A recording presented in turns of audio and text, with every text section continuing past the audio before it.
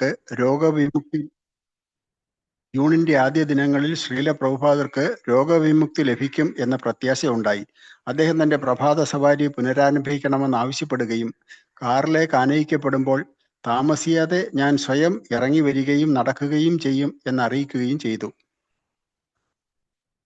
അലഹബാദുകാരനായ അദ്ദേഹത്തിന്റെ പഴയ സുഹൃത്ത് ഡോക്ടർ ഘോഷ് വന്ന് അദ്ദേഹത്തിന്റെ രോഗം കൃഷ്ണാവബോധ പ്രസ്ഥാനത്തിലെ തന്റെ ഭക്തന്മാരുടെ പേരിലുള്ള ഉത്കണ്ഠയാണെന്ന് നിർദ്ദേശിച്ചു. ശ്രീല പ്രഭുപാദർ അത് ശരിയാണെന്ന് സമ്മതിക്കുകയും ചെയ്തു. എന്നാൽ അദ്ദേഹത്തിന്റെ ചികിത്സ മുറയ്ക്കുള്ള രക്തസമ്മർദ്ദ പരിശോധനയും വിവിധ മരുന്നുകളും പ്രത്യേക ചികിത്സാവിധിയും ഉൾപ്പെടുന്നതാകയാൽ പ്രഭുപാദർ അത് സ്വീകരിച്ചില്ല. തന്റെ ഭൃത്യന്മാർ നടത്തിയിരുന്ന ഉഴിച്ചിൽ കൊണ്ട് തന്റെ ആരോഗ്യം മെച്ചപ്പെടുന്നതായി അദ്ദേഹത്തിന് തോന്നിയിരുന്നു.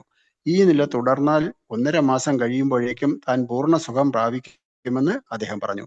എന്നാൽ സുഖം പ്രാപിക്കുന്നതുവരെ ഞാൻ വൃന്ദാവനം വിടാൻ ഉദ്ദേശിക്കുന്നില്ല എന്നും അദ്ദേഹം പറഞ്ഞു. ജൂലൈ മാസാരംഭത്തോടെ വൃന്ദാവനത്തിൽ വർഷകാലം ആരംഭിച്ചു. മാസാരംഭം മുതൽ മഴക്കാറുകൾ ഉരുണ്ടുകൂടുകയും ജൂലൈ മധ്യത്തോടെ ദിവസം തോറും മഴയുണ്ടാവുകയും ചെയ്തു. കദംബ പുഷ്പത്തിന്റെ സൗരഭ്യം വായുവിൽ അലയടിക്കുകയും ഒരു മഴ പെയ്തു കഴിയുമ്പോൾ വേപ്പിൻ പൂക്കൾ ഉള്ളിയുടേതുപോലെയുള്ള അവയുടെ മണം പരത്തുകയും ചെയ്യും. മനോഹരമായ പീലികൾ വിരിച്ച് മയിലുകൾ ഹർഷോന്മത്തരായി നൃത്തം വയ്ക്കുകയും ശബ്ദിക്കുകയും ആർത്ത് വിളിക്കുകയും ചെയ്യും. ചിലപ്പോൾ പ്രഭുപാദർ വരാന്തയുടെ തുറന്ന ഭാഗത്ത് കിടക്കയിലോ ഡിക്റ്റാഫോൺ ഇരിക്കുന്ന ഡെസ്കിന്റെ അടുത്തോ ഇരിക്കുമ്പോൾ പൊടുന്നനെ ഒരു കാറ്റും മഴയും ഉണ്ടാവുകയും അദ്ദേഹത്തിന്റെ പരിചാരകർ വന്ന് കഴിയുന്നത്ര വേഗത്തിൽ അദ്ദേഹത്തെ അകത്തേക്ക് കൊണ്ടുപോവുകയും ചെയ്യും. ചിലപ്പോൾ ഉദ്യാനത്തിൽ പോകുന്നതിന് മഴ തടസ്സമാകുമ്പോൾ അദ്ദേഹം അതിന് പകരം ആ ഉദ്യാനത്തിന് മേലെയുള്ള ചെറിയ മുഖപ്പിൽ വന്ന് ചാരിയിരിക്കും. ഒടുവിൽ ആ 120 ഡിഗ്രി ചൂട് കുറയുകയും പകലുകൾ കൂടുതൽ സഹിക്കാവുന്നതായി തീരുകയും ചെയ്തു. പ്രഭുപാദർ ശാന്തമായി വിശ്രമമെടുക്കുകയും തന്റെ ദിനകൃത്യങ്ങൾ തുടരുകയും ചെയ്തുകൊണ്ട് ഭഗവാൻ കൃഷ്ണന്റെ ഇച്ഛ എന്താണെന്ന് അറിയാനായി കാത്തിരുന്നു.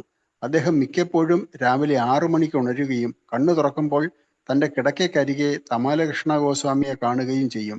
അപ്പോൾ അദ്ദേഹം കൈകൾ നീട്ടി തനിക്ക് കിടക്കയിൽ എഴുന്നേറ്റിരിക്കണമെന്ന് സൂചിപ്പിക്കും. പിന്നീട് തമാലകൃഷ്ണനോ ഏതെങ്കിലും ഒരു പരിചാരകനോ അദ്ദേഹത്തിന്റെ പുറം തടവുകയും അതേസമയം അദ്ദേഹം തന്റെ മനസ്സിലുള്ള കാര്യങ്ങൾ തുറന്നു പറയുകയും ചെയ്യും. വളരെ കുറച്ച് ഭക്തന്മാർ മാത്രമേ വൃന്ദാവനത്തിൽ സന്ദർശനത്തിന് എത്തിയിരുന്നുള്ളൂ. ആ സമയത്ത് ചുരുക്കമായി മാത്രമേ അതിഥികൾക്ക് പ്രഭുപാദരെ കാണാൻ അനുമതിയും ലഭിച്ചിരുന്നുള്ളൂ. അദ്ദേഹത്തിന്റെ ആരോഗ്യം മെച്ചപ്പെട്ടു വന്നിരുന്നില്ല. എന്നാൽ അത് മെയ് മാസത്തിലെ പോലെ ഒരു പ്രതിസന്ധി ഘട്ടത്തിലാണെന്ന് തോന്നിയിരുന്നില്ല. പറയത്തക്ക വിധം ഭക്ഷണമൊന്നും കഴിക്കാതിരുന്നതിനാൽ അദ്ദേഹത്തിന്റെ ആരോഗ്യം കുറഞ്ഞു വന്നു. അദ്ദേഹത്തിന്റെ പ്രധാന ചികിത്സ കീർത്തനവും ശ്രീമദ് ഭാഗവതവും ചൈതന്യ ചരിതാമൃതവും കേൾക്കുക എന്നതുമായിരുന്നു. ശ്രീല പ്രഭുപാദരുടെ ശ്രീമദ് ഭാഗവത വിവർത്തനത്തെ സംബന്ധിച്ചിടത്തോളം ജൂലൈ ഒരു നല്ല മാസമായിരുന്നു. അദ്ദേഹം പുലർച്ചയ്ക്ക് വളരെ മുമ്പും വൈകിട്ടും വിവർത്തനം പറഞ്ഞെഴുതിക്കുകയും അങ്ങനെ 10ാം സ്കന്ധത്തിലെ 8ഉം 9ഉം അധ്യായങ്ങൾ പൂർത്തിയാക്കുകയും ചെയ്തു. ആ ജോലിയിൽ ഏർപ്പെടുക എന്നത് അദ്ദേഹത്തിന് അത്യന്തം സന്തോഷമായിരുന്നു. ശ്രീമദ് ഭാഗവത സംബന്ധമായ ജോലി ചെയ്യുമ്പോൾ കൂടെയുള്ള വർദ്ധിച്ച ഹൃദയമിടിപ്പും അദ്ദേഹത്തിന്റെ പരിക്ഷീണമായ ശബ്ദവും പൊതുവെയുള്ള ശക്തിക്ഷയവും ഉണ്ടായിരുന്നിട്ട് കൂടി അദ്ദേഹം തന്റെ ശാരീരികാവസ്ഥയ്ക്ക് തികച്ചും അതീതനായി വർത്തിച്ചു. ഇരിക്കുവാൻ പോലും അത്യധികം പ്രയാസമായിരുന്നിട്ടും ഒരിക്കൽ ജോലി തുടങ്ങിക്കഴിഞ്ഞാൽ പിന്നെ അദ്ദേഹത്തെ അതിൽ നിന്ന് പിന്തിരിപ്പിക്കാൻ ഒരു ശക്തിക്കും കഴിയുമായിരുന്നില്ല. തന്റെ ശാരീരികാവസ്ഥ വിസ്മരിച്ചുകൊണ്ട് ഡിക്റ്റേറ്റിംഗ് യന്ത്രത്തിന്റെ ഹാൻഡ് മൈക്രോഫോണിലേക്ക് സംസാരിക്കുന്ന പ്രഭുപാദർ നന്ദമഹാരാജന്റെ കുടുംബ പുരോഹിതനായ ഗർഗമുനി ഭഗവാൻ കൃഷ്ണന്റെ നാമകരണ ചടങ്ങ് നിർവഹിച്ച വിധം ക്ഷമയോടെയും ക്രമമായും വിവരിച്ചു. ശ്രീല പ്രഭുപാദർ തന്റെ ഭാവാർത്ഥ കുറിപ്പുകളിൽ മിക്കപ്പോഴും സ്വന്തം അനുഭവത്തെയും സാക്ഷാത്കാരങ്ങളെയും ആസ്പദമാക്കിയാണ് വ്യാഖ്യാനം നൽകിയിരുന്നത്. ചിലപ്പോൾ പ്രഭാതത്തിന് മുമ്പുള്ള തുറന്ന അന്തരീക്ഷത്തിലും ചിലപ്പോൾ പ്രകാശമാനമായ അപരാഹ്നത്തിലെ ഈർപ്പം കലർന്ന ചൂടിലുമായി 3ാം നിലയിലെ വരാന്തയിലിരുന്ന് ശ്രീല പ്രഭുപാദർ തന്റെ മുൻഗാമികളായ ഗോസ്വാമിമാരും കൃഷ്ണദാസ കവിരാജനും വൃന്ദാവനത്തിലിരുന്ന കൃഷ്ണനെയും ചൈതന്യ മഹാപ്രഭുവിനെയും ആരാധിച്ചപ്പോൾ ചെയ്തിരുന്നത് പോലെ അനന്തമായ വൈദിക ജ്ഞാനത്തെ വിവരിച്ചുകൊണ്ട് തന്റെ ജോലി തുടർന്നു. എന്തായാലും കുലമോ പദവിയോ പൂർവകാലത്തെ സ്വഭാവമോ പരിഗണിക്കാതെ ഒട്ടുക്കുമുള്ള എല്ലാ രാജ്യങ്ങളിലെയും ജനങ്ങൾക്ക് കൃഷ്ണാവബോധ സാഹിത്യം ലഭ്യമാക്കിയ ആദ്യത്തെ മഹാനായ ആചാര്യൻ ശ്രീല പ്രഭുപാദരായിരുന്നു. അദ്ദേഹം ശ്രീമദ് ഭാഗവതത്തിന്റെ അന്തിമ അധ്യായങ്ങൾ വ്യാഖ്യാനിച്ചു കൊണ്ടിരിക്കുമ്പോൾ തന്നെ ആയിരക്കണക്കിന് യുവതീ യുവാക്കൾ അദ്ദേഹത്തെ പ്രതിനിധീകരിച്ച് വൈദിക സന്ദേശം ലോകത്തിന് ഉപദേശിച്ചു കൊടുക്കാനായി പ്രവർത്തിച്ചു കൊണ്ടിരുന്നു. ശ്രീല പ്രഭുപാദർ വൃന്ദാവനത്തിൽ ശ്രീമദ് ഭാഗവതത്തിന്റെ 10ാം സ്കന്ധത്തിന്റെ ഭാവാർത്ഥങ്ങൾ രചിച്ചുകൊണ്ടിരിക്കുന്നത് എങ്ങനെയെന്ന് അദ്ദേഹത്തിന്റെ ശിഷ്യർക്ക് നന്നായി അറിയാമായിരുന്നു. അതിനാൽ ശ്രീമദ് ഭാഗവതം പൂർത്തിയാക്കത്തക്ക വിധം ഇനിയും അനേക വർഷങ്ങൾ ജീവിക്കുവാൻ അദ്ദേഹത്തെ അനുവദിക്കണമെന്ന് അവർ കൃഷ്ണനോട് പ്രാർത്ഥിച്ചു. താൻ എഴുതിയതൊക്കെ പ്രസിദ്ധീകരിക്കുകയും വിതരണം നടത്തുകയും ചെയ്യുന്ന കാര്യത്തിൽ പ്രഭുപാദർ അതീവ തൽപരനായിരുന്നു. അത് തന്റെ ഗുരുമഹാരാജിന് നൽകുന്ന സേവനമായി അദ്ദേഹം ഗണിച്ചു. അതിനാൽ പുസ്തക വിതരണം ലോകം ഒട്ടുക്കും വർദ്ധിച്ചുകൊണ്ടേയിരിക്കുന്നു എന്ന് കേൾക്കുന്നതിൽ അദ്ദേഹത്തിന് വലിയ സംതൃപ്തി അനുഭവപ്പെട്ടു. വടക്കൻ യൂറോപ്പിലെയും കിഴക്കൻ യൂറോപ്പിലെയും GBC ഹരികേശ സ്വാമി താൻ 13 ഭാഷകളിലായി വളരെ വലിയ അളവിൽ പുസ്തകങ്ങൾ മുദ്രണം ചെയ്യുന്നതായി അറിയിച്ചു.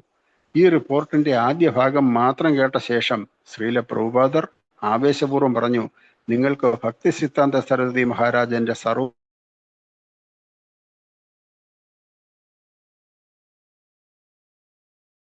ഏറ്റവും പ്രമുഖനായ പൗത്രൻ, ഇതുപോലെ തുടർന്നും പ്രവർത്തിക്കൂ.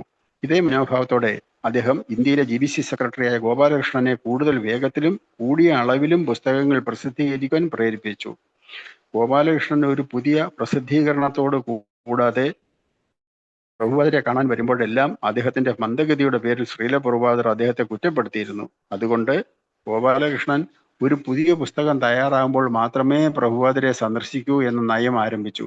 ഗോപാലകൃഷ്ണൻ ജൂലൈ മധ്യത്തിൽ ശ്രീമദ് ഭാഗവതത്തിന്റെ ഹിന്ദിയിലുള്ള 1ാം സ്കന്ധത്തിന്റെ 2ാം ഭാഗത്തിന്റെ ഒരു കോപ്പി കൊണ്ടുവന്നപ്പോൾ ശ്രീല പ്രഭുപാദർ അത് സസന്തോഷം സ്വീകരിച്ചിട്ട് പറഞ്ഞു, ഒരു പുതിയ പുസ്തകം കൊണ്ടുവരാൻ ഇല്ലാത്ത പക്ഷം അദ്ദേഹം 2 വട്ടം എൻ്റെ അടുത്ത് വരികയില്ല.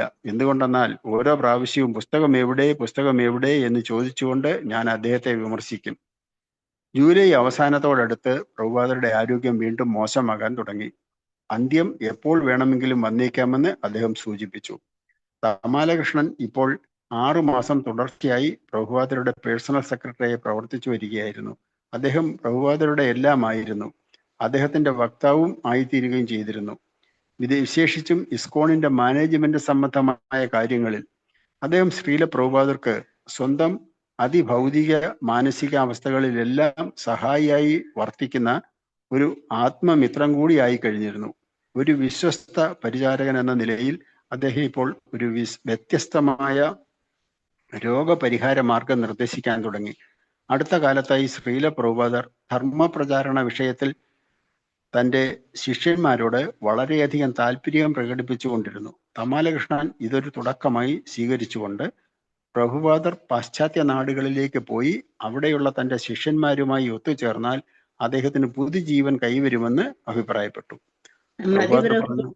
പ്രഭു മതി, ഷഡ്വിജ പ്രഭു വന്നിട്ടുണ്ട്.